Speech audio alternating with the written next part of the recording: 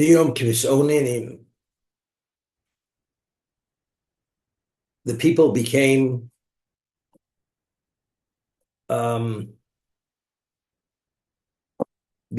contentious, meaning they were looking for something to find fault with. Ra be'oznei Hashem, and it was considered evil in the ears of God. There was no justification. See in a moment. I mean, in the desert, there was nothing that Hashem didn't provide for them. The clouds of glory, the bear, the man, which any considerable taste or texture, nourishment came about through the man. And yet they were somehow looking to find fault in God. Somehow they were not satisfied. And because of that, Rabbi Oznei Hashem, it was considered a claim against them in the ears of God. Vayishma Hashem yicharapo. God heard, and God became enraged, meaning it activated a level of justice, the midas adin. Vativra bam eish Hashem, and the fire of God became inflamed. It consumed the edge of the camp. What does this mean?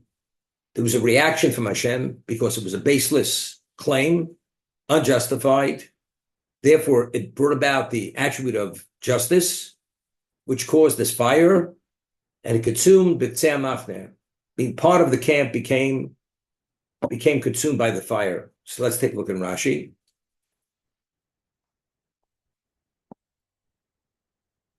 V'yom kimsoninim, ein om elo rishoim. Whenever it says om, it always means the lowest, the most deficient level of Jew. The people, usually would be Yisrael. When the Jews began complaining there was no water, there was no food, Moshe Rabbeinu says, what should I do with these people? But if they're considered in good standing, they're referred to as my people. When Moshe Rabbeinu went to Paro, send out my people. There's a personalization. Ami ma'osisalucho. Kimsonim. What is the meaning of misonin? And misonin el loshen alilo. Trying to find fault. They're looking for an excuse how to extricate themselves from God, to undo whatever level of commitment they have. It's like you have a person who has a product and there's a back out clause if it's faulty. And after the person has it, the person's just not satisfied with the item, but it's not because the item that was purchased is faulty. The person lost interest. There's no basis to undo the relationship or to undo the transaction. It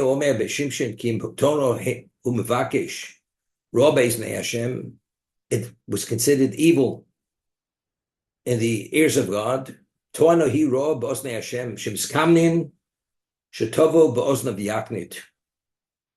the intention was that God should hear exactly what they're saying, and they wanted to enrage him. Woe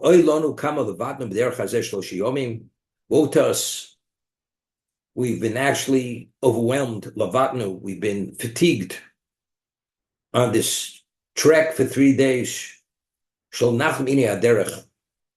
Unceasingly, we were afflicted by this trek.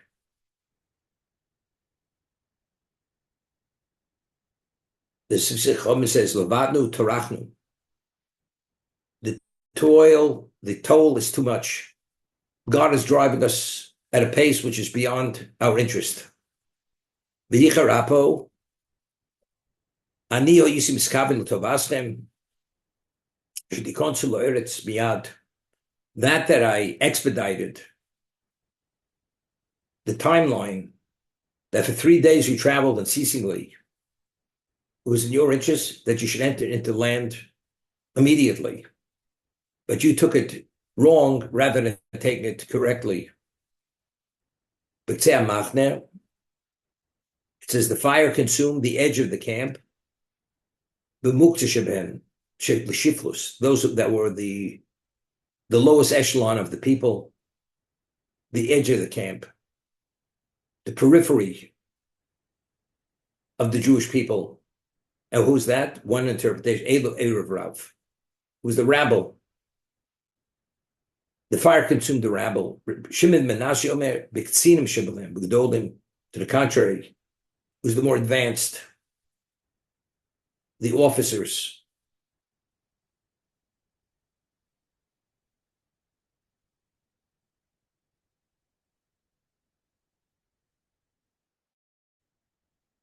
Yeah.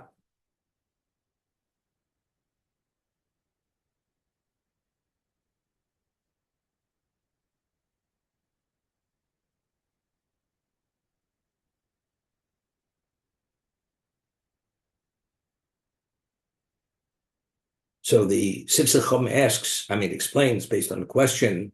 The ones who came with this claim, it was a baseless claim, was trying to find fault with God. And yet, when the fire consumed, it consumed the evil, but it seems to be it consumed even the tzaddikim, even the better ones. So he explains, and it's really Chazal, what happened at Sinai.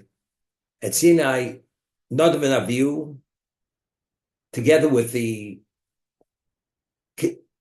Atzili those who were considered the most quality people, the Torah says, Vayochlu v'yishtu. They ate and drank at Sinai. What it means, they ate and drank at Sinai. So Rashi over there explains, and therefore they were liable for the death penalty, to die immediately. Meaning, we find by the burning bush, when Moshe Rabbeinu realized this unusual event, the bush was burning and was not consumed, and then the Malach calls to him and says to him, Shal nolech me'raglecha, remove your shoes from your feet. It says, Vayaste ponav. Moshe Rabbeinu covered his face. When he realized that he was looking at the Shekhinah, he felt he was unworthy, and therefore, as a result of humility, he turned away. It's inappropriate to look directly at the Shekhinah, the divine presence. At Sinai, where the divine presence was more obvious than the burning bush, how do you look directly at the Shekhinah? But Nadav Avihu and the others, the elders who are considered the upper echelon of Jewish people, just as a person eats and drinks and is sated because of the quality of the food, they did not control themselves, and they looked directly at the divine presence to absorb and have benefit from that experience, to look at the Shekhinah. But it was inappropriate. It was inappropriate. If you see the Shekhinah as a result of humility, you should feel unworthy and turn away. Nobody should feel worthy of looking directly at the Shekhinah. But Nadav Avihu and the Shivim Zekanim, they looked directly at the Shekhinah. It's as if they were partaking, drinking and eating, absorbing it in a way which was inappropriate. And they deserved to die because of that. So why didn't they die at Sinai? So Chazal tell us, because Hashem didn't want they should die, that the Jews should mourn the loss of these special people at the time of the giving of Torah, because it would disrupt the Simchas Torah. It would disrupt the joy of receiving the Torah at Sinai. So Hashem delayed it for some other time.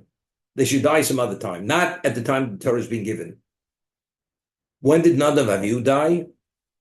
They died on the 8th day when they were installed to be Kohanim.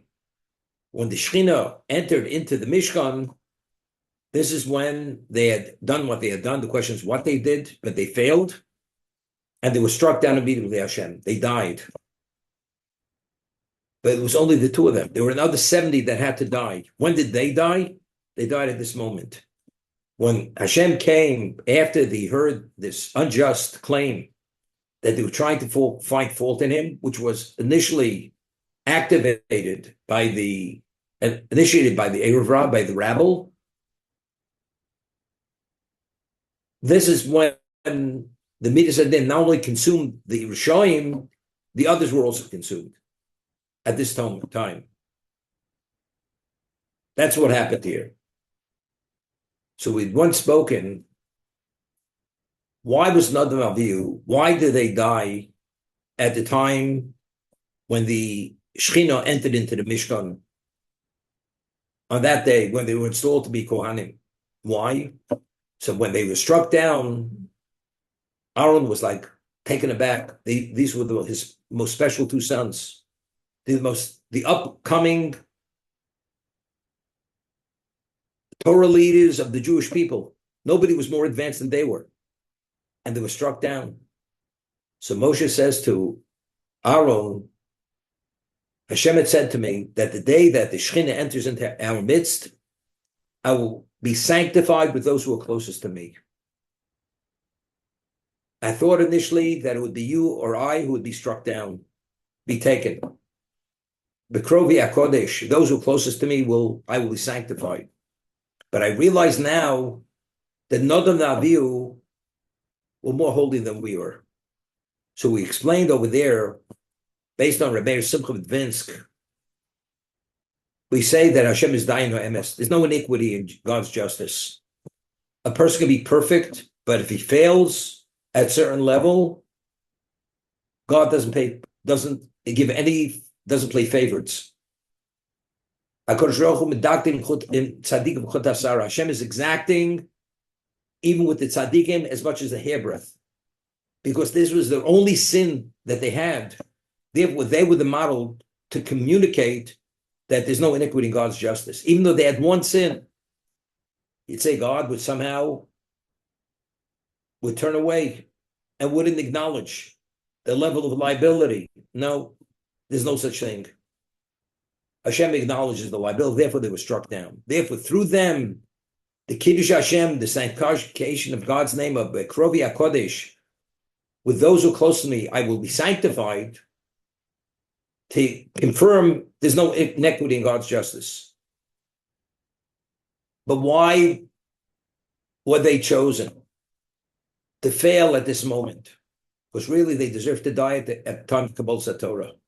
Except God delayed it because it would undermine the Simchas Torah, the joy of the time of the receiving of Torah, which would have been a problem. Because Klal Yisrael would have had mourn at that time for the loss of these two special people. When the Shekhinah entered into the Mishkan, it wasn't that time. Therefore, and it says, Klal Yisrael should grieve over the loss of these two people. The rest of the Zakanim, the rest of those who deserve to die, when did they die? They died right now. There's not even a notice or a mention. It's a slight allusion that those who deserve to die died here. They're tzaddikim. Because they acted inappropriately. They were lacking humility, therefore they deserved to die. But what was the value of their death? The value of theirs only purely was atonement for them. But in terms of the takeaway for Klal Yisrael, there was no takeaway. Nadav Avihu, there was a phenomenal takeaway. The takeaway was B'Krovei HaKodesh. For those who were closest to me, I will be sanctified. So they were the role model.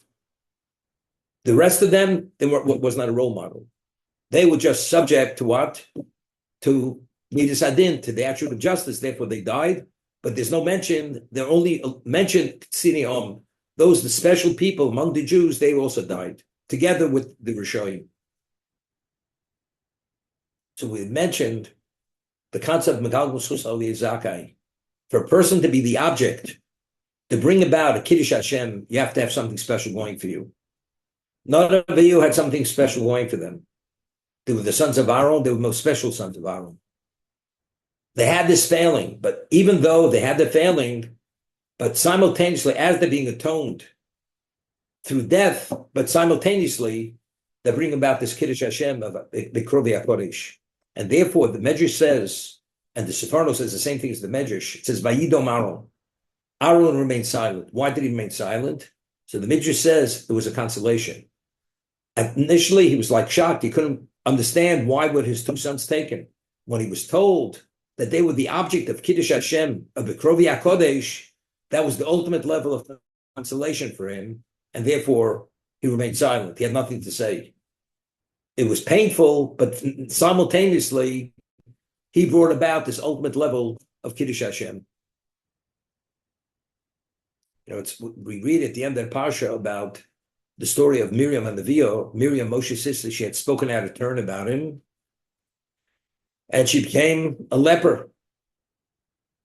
And when she became a leper, the law of a leper is a Metzorah. They have to go out of the camp for 7 days, minimally, and then they return. Even if they're somehow cured of the leprosy, of the leper state, they have to be out of camp 7 days, then they return to the camp. Miriam, when she became a leper, what happened? Aaron had said to Moshe, pray for her. Don't let our sister have literally the equivalent of a corpse, because a leper is the equivalent of a corpse. So Moshe Rabbeinu prayed. He says, Kel no rafo no lo. He said 4 words, Kel no rafo no lo, 5 words.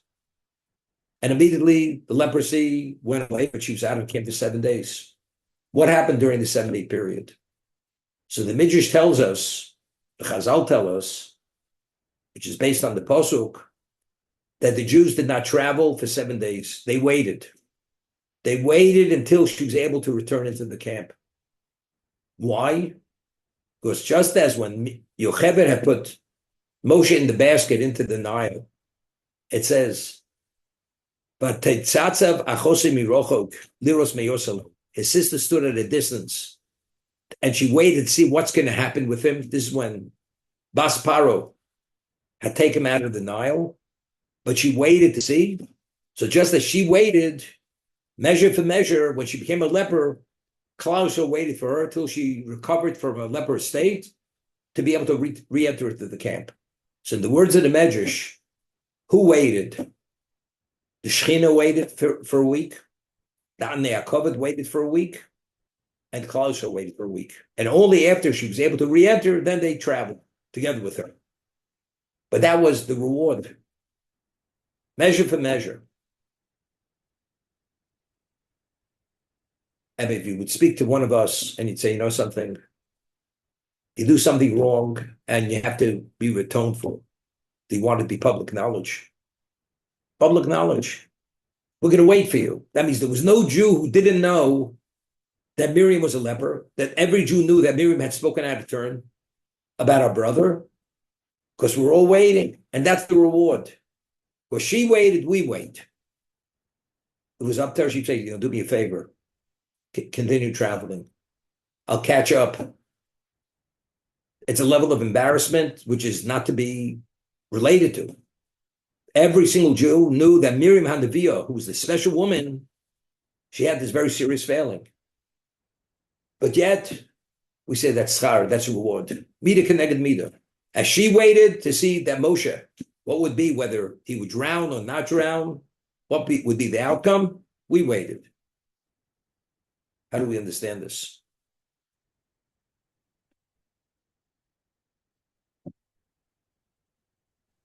So we're taking something which is sinful, and evidently there's a positive side to it, a very positive side.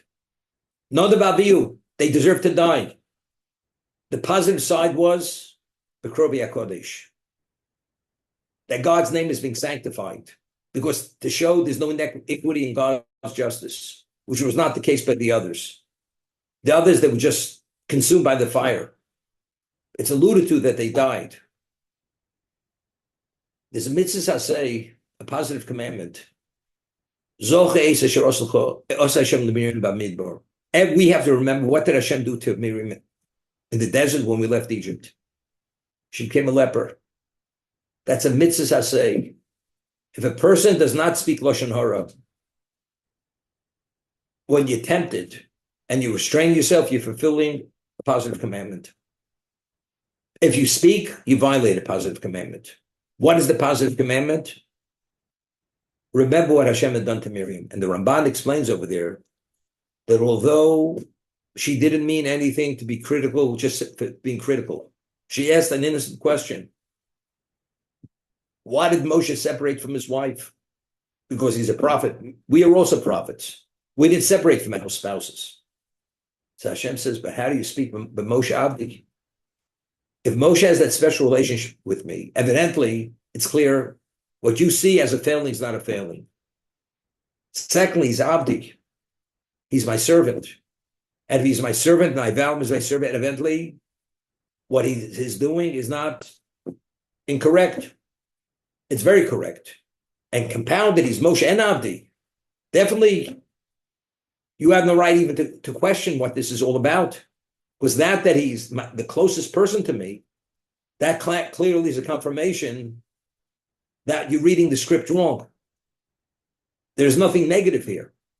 And because Miriam did not have the audacity to question Moshe Rabbeinu's behavior, that was the failing. That's the Lashon Hara. It wasn't out of any negative feeling towards Moshe. It was a constructive question, but since she was at a level, the question had no basis for it, it was classified as Lashon Hara. Every Jew knew that what she had failed. It's embarrassment. You, as perfect as you are, how do you even question Moshe Rabbeinu's behavior? But what's the takeaway lesson? That as much as you think you see something negative, you have no right to say something. Because it should have been said, it should have been seen through a different lens. So for all generations till the end of time, if a Jew restrains himself, does not speak Lashon Hara, and whose merit is it? In merit of Miriam HaNeviah. Because she herself, despite how great she was subject to the Midas Adin, to become a leper. But the takeaway, the reward is because as she waited, we waited. Because it's important for every Jew to know, through that waiting, the seriousness of what they're speaking Lashon Hara.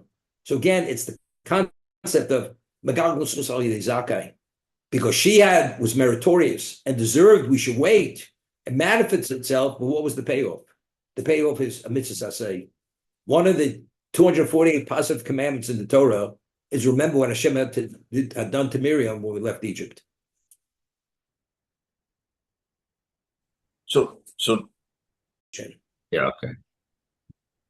Mark is asking, even though they deserve to die because of what happened at Sinai, but they should be collectively included with all these evil people. Seems to be, they're not deserving of that. You want them to expire, let them expire separately. But to just keep them as part of this group and not understand, which may indicate that they were shown also, seems to be, it's beyond the pale what you're doing to them. I think that's what's bothering you. So I think, this is what I think. What is the whole concept of punishment in the Torah? It's not just God is taking it out because you crossed the line. Everything's atonement. You're being atoned. To be atoned means that a person has to experience something at a certain level, and he experiences it at a level, because anything less than that level, it doesn't bring about full atonement. So that to be put into the same bucket with the Rishonim and not being acknowledged that you're special, that's part of the atonement, that because of what you had done in the past. They need that level of so-called minimization. You thought you were, therefore, when you die, not only are you going to die, be acknowledged that it's a special group, you're going to expire together with all these people that are evil. There's not going to be any acknowledgement of who you are. So that circumstance or that context, which they died, was part of the atonement process to atone for what they had done at Sinai. That's the way I understand it. It's interesting. The Gemara says in Brachos, at the burning bush, because it says, Vayaste Moshe Ponov, because he turned away, therefore he merited at Sinai, which we discussed in this parsha, Ponim Adaber Bo. Therefore, Moshe Rabbeinu, when he communicated with God, it was face to face. Moshe Rabbeinu was at a level, was face to, because initially he felt unworthy. Therefore, God said, because you felt unworthy, therefore you're worthy. To have this direct communication with the ponim, face to face communication. But even face to face didn't mean face to face. We'd said only Hashem had showed him kesher shel tefillin, not the Shechina in its fullest context, but whatever kesher shel tefillin. He saw the back of Hashem, the kesher, the knot of the tefillin shorosh. That's what he saw. You know, it's interesting. The Gemara tells us that Judah the prince was a student of Rav Meir. And Rabbi Yudan Nasi was the leading Torah sage of his generation. And he had said, we have this Gemara in Eruvin, he says, why am I greater than my colleagues? His colleagues, they all learned under Rav Meir. Because he said, because when we studied under Rav Meir, when I sat in the lecture, I saw the back of Rav Meir's head. When he was teaching Torah, I saw the back of his head. He could have sat way back and you didn't see him at all, but because I saw the back of his head, that's why I'm greater than my peers. But if I would have seen his face, Rav Meir's face, when he was communicating the Torah, I would even be greater than I am today. Why am I the greatest? Because I saw the back of his head. But if I would have seen his face, I would have been greater. What does that mean? Meaning, who is Rav Meir?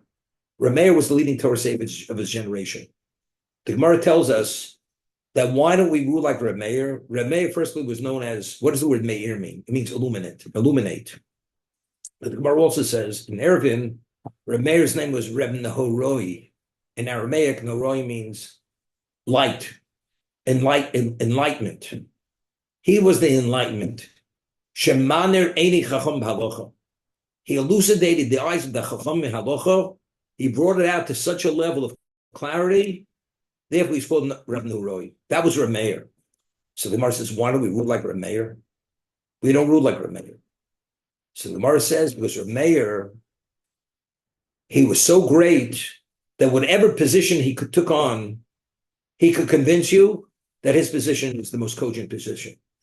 So they weren't able to discern what was right, what was wrong. Therefore, we don't rule like Rav Meir. Because we can't, based on what he says, we can't have a sense of which direction to go. Because whatever direction he presents, we go with it. So it's very interesting. That same Gemara says over there that the Machlokes V'Sham Beis Hillel is Elevel Dibrik Elkim Chayim. That both Beis Hillel are right and Beis Shammai are right. We mentioned this last week. So the question is, the Ritva asks, how could it be Elevel Dibrik Elkim Chayim? If Beis Shammai says also, Beis Hillel says mutter, one says permitted, one says it's not permitted, how could they both be right? It's not possible. So the Ritva cites a medrash. The Ritva, the commentator over there on the spot, and the Ritva says that when Moshe was Ola Lamoro, when Moshe ascended to heaven, Hashem was learning Torah, and Hashem was saying, Beis Shammai says this, Beis Hillel says that, which ultimately was going to be the argument between Beis Shammai and Beis Hillel. So Moshe asked Hashem, but God, you know the truth. So why are you even considering the position which is not the correct position? So Hashem says to Moshe Rabbeinu that both positions could be correct, meaning I've given a methodology to interpret the Torah. Yudgul Midrash Torah the 13 approaches to interpreting the Torah. Anything which in those 13 approaches, as long as you exist and function within that playing field, whatever you say is correct. Meaning as long as there's no fallacy in the process to come to the conclusion, it's correct. So what determines what the halach is? Whatever the majority rules. Because if it cannot be determined who's more right, because both positions are cogent positions, you follow majority. which one is more right. So it's up to Bezdin Shalmato, it's up to the terrestrial Bezdin to decide who's more right, but they could both be right. So Hashem says they both have equally right, but it's not for me to decide. It's for Bezdin Shalmato. It's for the human court. They have to decide. That's Elved Dibrin Chaim. So I'm saying, who is Rameir? Rameir was the illuminator of Torah. Meir in Hebrew means illuminator. Nahoroi in Aramaic means Meir Einichel B'Chalocha. He illuminated the eyes of the Chachamim in Halacha. Why don't we rule like him? Because he could convince you in either way that either position is as kosher, and you don't have the ability to know which is more right. And Rabbi Yehuda Nasi says, why am I greater than my peers, my colleagues? Because I saw the back of his head. But if I would have seen his face, I'd even be greater. So seems to be Meir, in his greatness, is a model of what Hashem is in heaven. He could convince you in either way. Each position is right, whether it's permitted or not permitted. We don't have the ability to discern. It's up for you to discern, to make that decision. Moshe Rabbeinu saw the back of Hashem's head, Kaviyochel, in a prophetic vision. Rabbi Yehuda Nasi saw the back of Rameir's head. If I would have seen his face, which I didn't merit to see his face, I'd even be greater. Because it's a different level of understanding, of exposure to a level of Kedusha. And due to that level of Kedusha, I was able to advance to another level, which my colleagues did not advance to. No.